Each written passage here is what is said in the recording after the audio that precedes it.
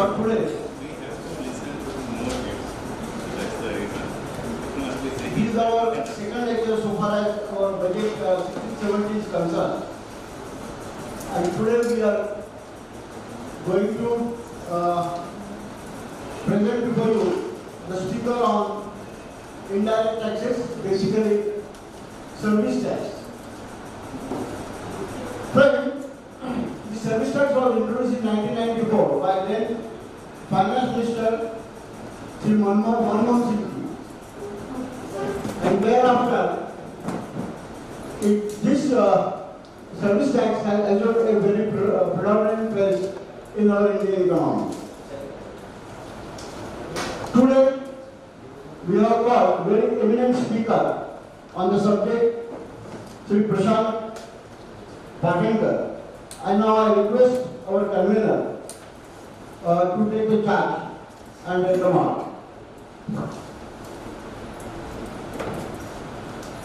Thank you, Mr.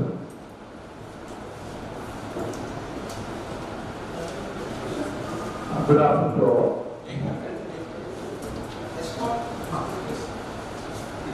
I request to come on dais, Mr. Prashant Patenkar.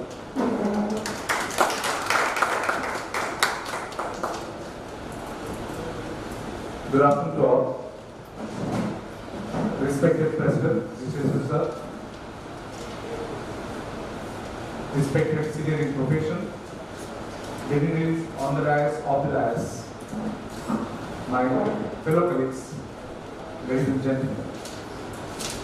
Today we have gathered here for our 7th study circle meeting for the year 2015-16. Friends, every union budget proposal always been a matter of curiosity as well as controversies and having complexion, and it remained mystery to understand the same subject matters. Friends, to resolve this above anomalies and observations contained in the Union Budget Proposal 2016-17, and also to make understand and to read between the lines the indirect tax proposal of Union Budget. For that we have Ramnet Tax Consultant Sri Prashant Patenkar. We request you all kindly welcome Mr. Prashant Patenkar with our applause. Now it is a great and indeed pleasure task to introduce today's speaker. He is an indirect tax consultant with long and wide experience. He resigned from Joint Commission of Indian Revenue Services in the year 2003. He is basically engineer from College of Engineering, Pune. He also having intermediate cost accounting degree, as well as he has done MBA from Symbiosis, Pune. He has carried a rich work experience in various capacity as a Deputy Commissioner as well as Joint Commissioner. Thereafter, he was associated with PricewaterhouseCoopers as a retainer, being a senior consultant. He has included a variety of clients in his name: PricewaterhouseCoopers, Deloitte Husking and Sales, Volkswagen, Tata Group of Companies, United Spirits, as well as Bombay Dyeing. And his achievement in service: he is a gold medalist for presentation of Dunkel Draft, the precursor to the formation of WTO. He has received Salman Patra, letter of honor from President of India for outstanding performance in custom formation. He also received implementation of various EDI models in customs. He has investigated many of the important cases relating to evasion of taxes. He has run his bio in a number of pages. I briefly sum up this, and I request all to kindly again welcome Sri Patenkar. Before that, I request our President to offer a sweet box as well as a moment as a mark of love and support. Mr. Prashant Patenkar.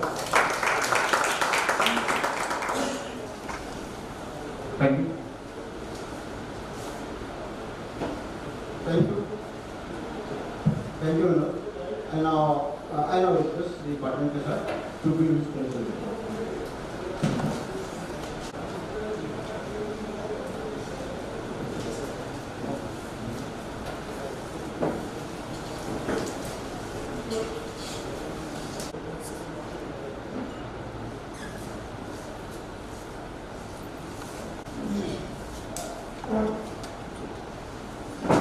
I am very grateful for the kind words of introduction. I will try my level best to share with you my thoughts on the Union Budget 2016, particularly in the context of indirect taxes, and that too more focused on service tax.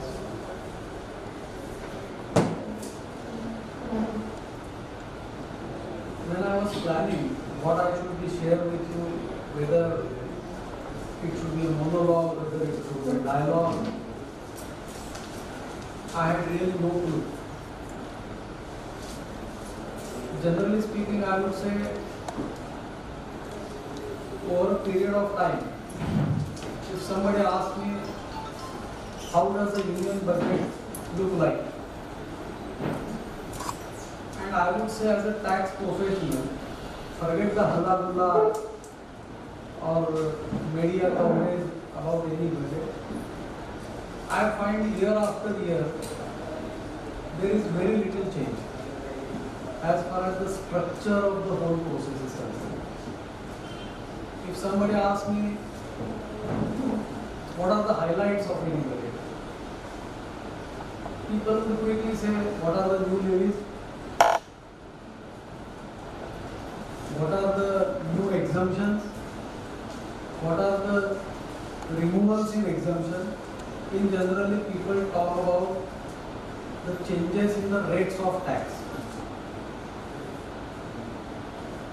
My personal view is, although we can run through it very quickly,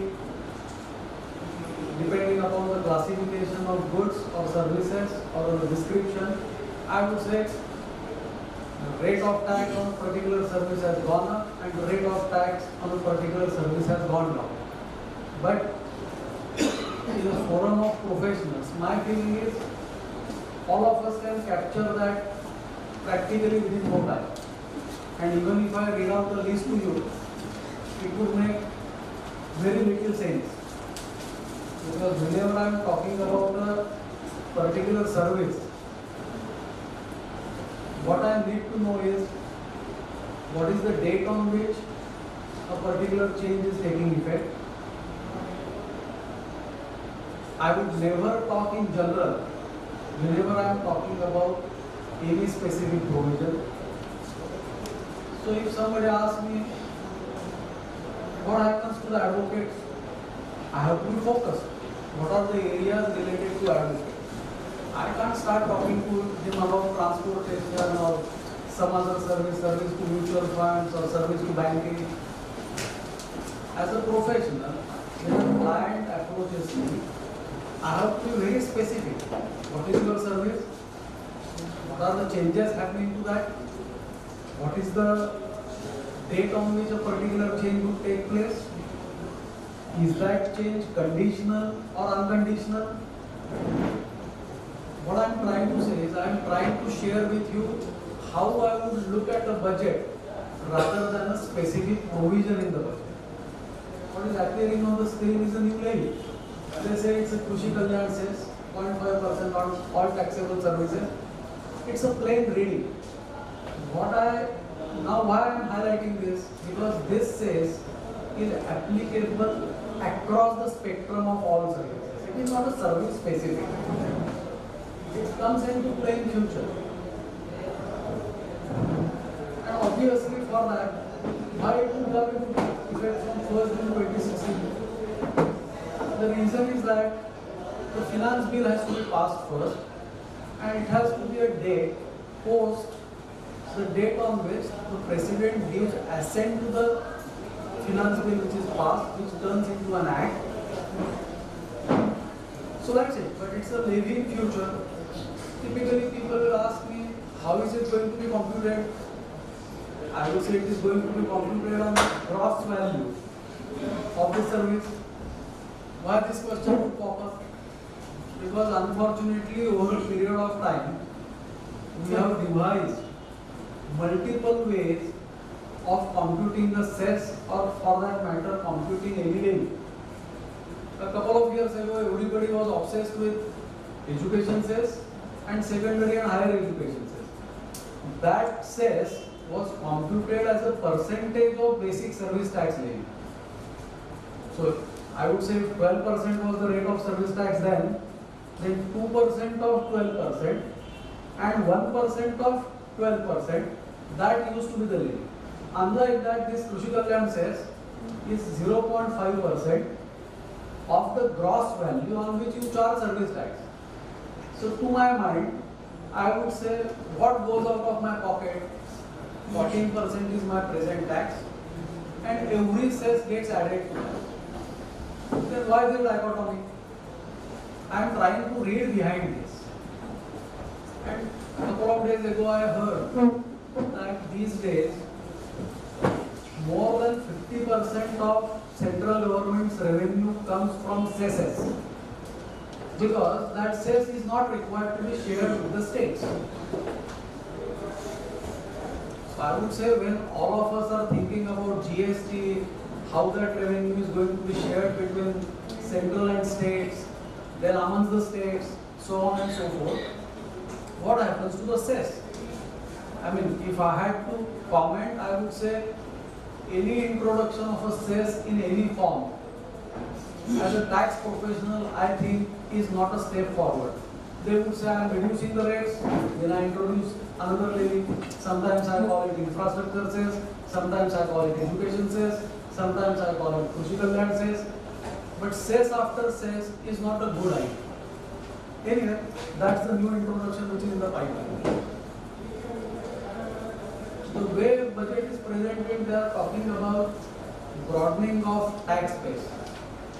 How would they do it? One common area which strikes my mind is I bring some services into tax net. That would be the better way of putting it up.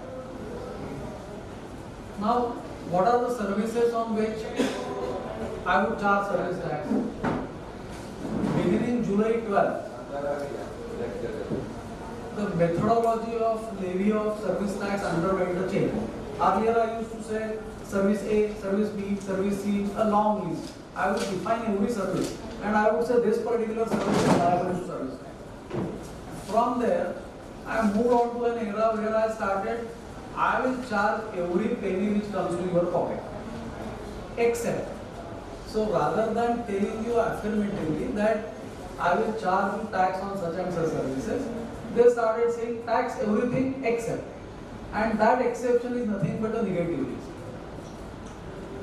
In addition to that, they said these taxable services, I define them in a particular way. Again, I would say activity for a consideration. Then there is a negative list to that activity to consideration. If you are familiar with the structure of Service Tax Act, Section 65, Subclause 44, that again defines all activities for consideration except. There is a list there. This negative list I am talking about is covered under Section 66D of the Finance Act. Now they are saying this year they remove certain services from that negative list. One example which is appearing is specified educational services which were part of negative list and therefore not taxable are now made taxable. But again I would say this change is cosmetic because now central government has got authority to levy tax on these educational services, but they have given the same effect by providing an exemption. I will structure it properly. I would say firstly I decide whether my activity is taxable or not. If it is taxable, I say what is the rate of tax. In my indirect tax parlance I call it as tariff rate. So tariff rate for all services at present is 14%. And the next question comes is any concession? Or for all services 14% flat. So what we commonly call as concession In legal parlance, I call it as an exemption. So I start saying, first, taxability. I establish taxability on educational services. Then I say, rate should be 14%, but for the exemption, and now I exempt. So again, I would say this is a cosmetic change. Another area of service which they have brought out, and which is of some significance, is this transportation of passengers with or without accompanied baggage by a stage carrier with effect from such and such date. So far this was in the negative list. Not only that, brought out this service from the negative list so that they can put a service tax on it. They have put it selectively on certain transportation services for passengers. Ordinarily, I would say contract carriage as against state carriage needs to be understood. Contract carriage would be a case where, let's say, all of us sales tax practitioners go out for a picnic to Alibag and we hire a bus. It's a contract. It goes from point to point. That I call as contract carriage. And second term which is used is stage carriage. Stage carriage is like ST Mahamandal bus flying between Pune and Bombay. It starts at a specific time. The first stage may be Dadar to Panvel.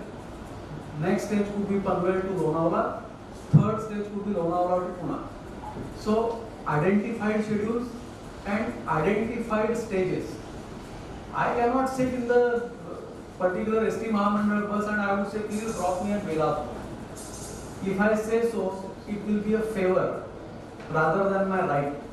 So when I am talking about transport of passengers by a stage carrier, I am referring to contract carriage as well as stage carriage. Stage carriage, I would say, is an area carved out of contract carriage, because when I say I go from Dadar to Pune, it is also a kind of contract only. What they have done is non-air conditioned contract carriage. I hire a simple ST bus, take out my marriage party, non-air conditioned bus, no service tax. But the moment I make it air conditioned, it is leviable to tax. And in addition to that, stage carriage, which is air conditioned, I think Shimeri is one of that kind. If somebody had to, put up a thinking cap, I would say air conditioned best buses may also be brought under this tax name. Honestly, I don't know. But if I was a government officer, as I was, this is how I start thinking. I start thinking, look, what is brought into tax net? Who could be the guys who are not covered? So I will gear up my administration, write a note to best administration saying that please give me your scheme, what are your charges, what are your collections. So first elementary later would come up. So as a tax practitioner, what I keep on doing, not read simply. I would say, does it concern any of my assessees, any of my clients who are into a similar business, so I can be more focused about it. So perspective changes. Generally speaking, unless I give analogy to what I am reading, I cannot decipher my act. This area, abatement of 60%. Again, I would say this is an area of detailing. I am not sure whether this is the right format to discuss a detail about abatement of a particular service. I will come in due course of time, we will just run through that list. But the concept of abatement is required. And when I read the whole situation, I have come across certain interlinkages, which I will try to share with you. I would say, how does this abatement concept start?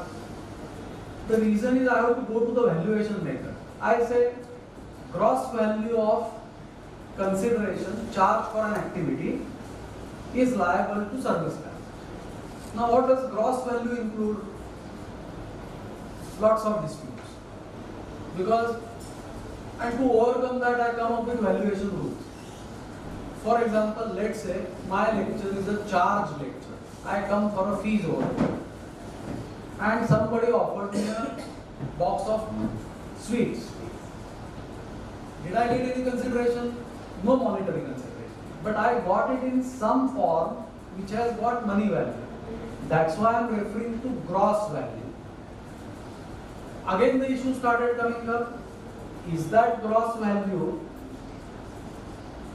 should be relating only to services, or can there be a component of goods which I should keep aside? It all started, let's say, from the case of builders.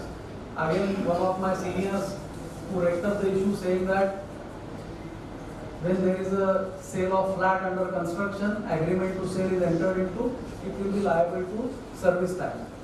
The consideration was it has got a component of services and a component of material and services, both. So I should be taxing you the component of services. How would I arrive it? To overcome that difficulty, primarily the abatement was provided.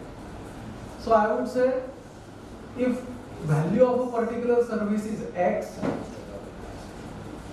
I would charge you only for a fraction of that value for the services.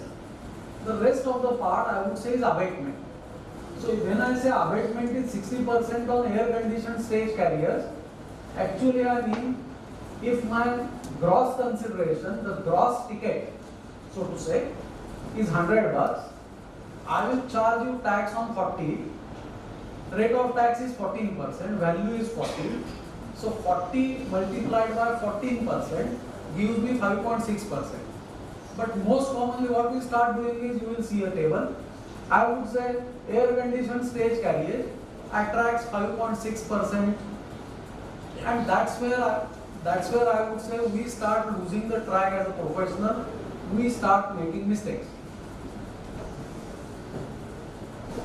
And why I am alerting you on this, that when I stand before a forum like this, I expect certain things to be thrown back at me. Because otherwise I come across a herds mentality. When I talk to my friends in tax administration, one kind of a, what I would say, lapse or a contravention serves my professional practice for more than a year. One fellow makes a mistake and entire fraternity into that kind of a business commits the same mistake, because they are looking at each other. They are not thinking independently. What are you doing? Oh, you are giving cranes on hire. So how do you value it? I run a restaurant. So how much portion of my restaurant bill should be subjected to service tax? Again, I would say I pick up a bill from some bigger restaurant, hand it over to my client, he starts operating the same way. I am only trying to emphasize the basics. If you try to apply those basics, which are very difficult to be applied to a particular situation, then I would say my purpose of standing before you would be served. Third area of omission from negative list is, I would say, transportation of goods by aircraft or vessel from a place outside India up to the customs station of clearance. It is effective from 1st June 2016 because certain legal modalities have to be completed by that time. What I understand by this is, I am an importer and exporter. I engage a freight forwarder and I say, please pick up 2 container loads from Jebel Ali and bring it to Nhava Sheva, where I would be paying customs duty and causing clearance. So that customs station of clearance is Nhava Sheva. I am bringing the goods from a place outside India, which is Jebel Ali, a port I am referring, for a freight consideration. Now, this service was in the negative list and therefore not taxable. They have brought it out. But This time they have done it with a little more thought. The thought is, this service, bringing of goods from an overseas destination or a port of loading to an Indian port, is a service provided by Indian shipping lines as well as by foreign shipping lines. Now, what's happening is, depending upon who is providing the service, there can be a charge. They have put, I would say I am an exporter and I hand over something to my shipping line, and my services post clearance from my factory, whether they should be subjected to service tax was an issue. But considering the cascading effect and the chain of services which follow one after another, since this link was missed out, since this freight, international freight for the purpose of import was outside taxable regime, I was losing quite some credit as a shipping line for carrying this freight, whatever inputs, capital goods and input services which I am using. The burden of tax has to be borne by me, because my output service, which is providing freight services, was not under the tax net. Now imagine a situation, I am P&O Detroit having big cranes located at Nhava Sheva port. Imagine the amount of customs duty and the CVD component which I have suffered. Can I take credit of capital goods for all the establishment which I have done in a port or a custom station?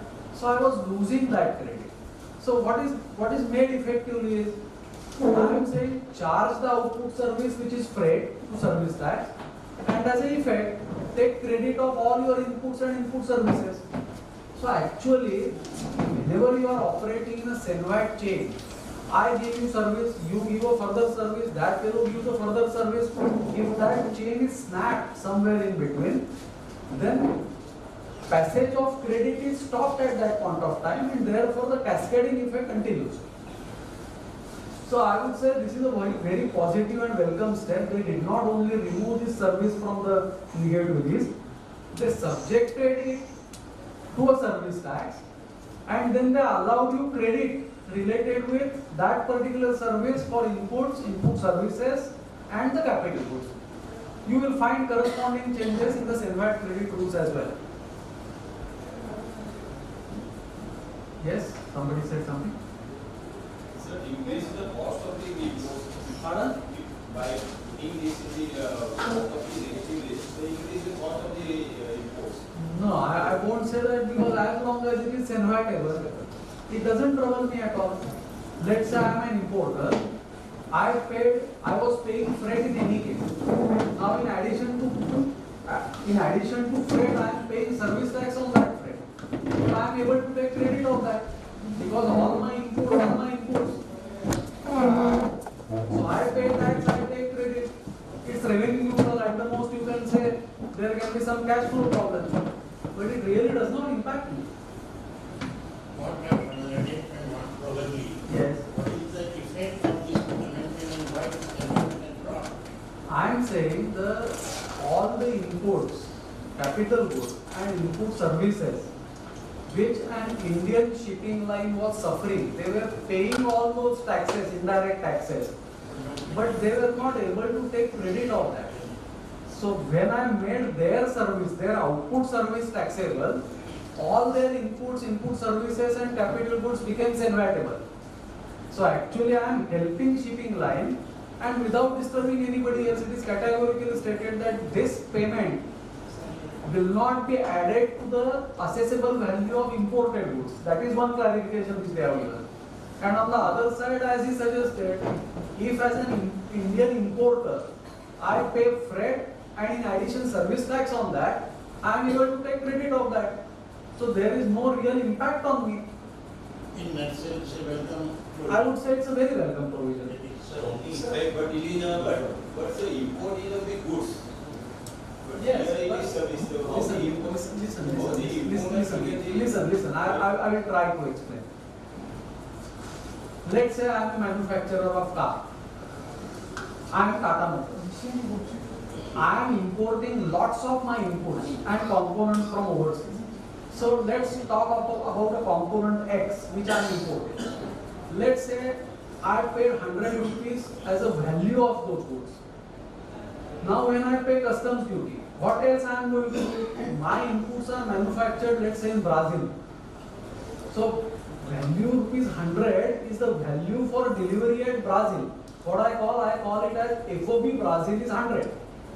But I have to bring those inputs to India. So let's say I have to pay freight of another rupees 20 for bringing the goods from Brazil to India. Can you say that I should not pay freight? It is a logical cost which I have to bear.